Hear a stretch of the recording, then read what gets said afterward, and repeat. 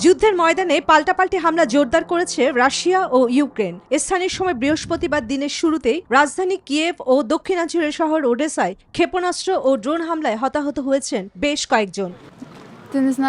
আমি আমাদের দেশ নিয়ে শঙ্কিত। রুশ বিমান হামলায় কিভাবে বেঁচে গেছি যা অকল্পনীয়। কিয়েভের মেয়র জানান, রাজধানীতে শিশুসহ 4 জন নিহত হয়েছেন। অন্যদিকে ওডেসায় নিহতের সংখ্যা দাঁড়িয়েছে 7 জনে। দক্ষিণ পূর্বাঞ্চলের শহর দিনপ্রতেও হামলায় একটি আবাসিক ভবনে আগুন লাগে। সেখানে 2 জনের মৃত্যুর খবর নিশ্চিত করেছেন আঞ্চলিক গভর্নর। ওদের স্বপ্ন পূরণে পাশে থাকতে পেরে আমরা গর্বিত। অন্যদিকে ইউক্রেনে হামলায় ক্ষয়ক্ষতি হয়েছে রুশ শিবিরেও। শত্রুপক্ষের আর্টিলারি, রকেট ব্যবস্থা এবং 1400 ড্রোন ধ্বংস করার কথাও জানিয়েছে কিয়েভ।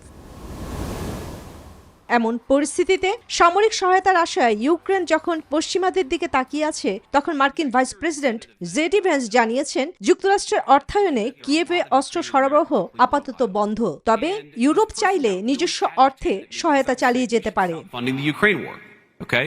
পরিস্থিতির মধ্যে চীন সফরে থাকা রুশ পররাষ্ট্রমন্ত্রী সের্গেই ল্যাভরভ অভিযোগ করেছেন, ইউক্রেনকে ঘিরে ইউরোপের নতুন সামরিক জোট গঠনের চেষ্টা করছে ওয়াশিংটন। তিনি বলেন, রাশিয়াকে ঠেকানোর দায়িত্ব ইউরোপের উপর চাপিয়ে দিয়ে যুক্তরাষ্ট্র এশিয়ার চীনের বিরুদ্ধে শক্তি কেন্দ্রীভূত করতে চায়। পাশাপাশি ইউক্রেনে ফ্রান্স ও ব্রিটেনের শান্তিরক্ষা বাহিনী মোতায়েনের পরিকল্পনাকে রাশিয়ার নিরাপত্তার জন্য হুমকি হিসেবে উল্লেখ করেন তিনি।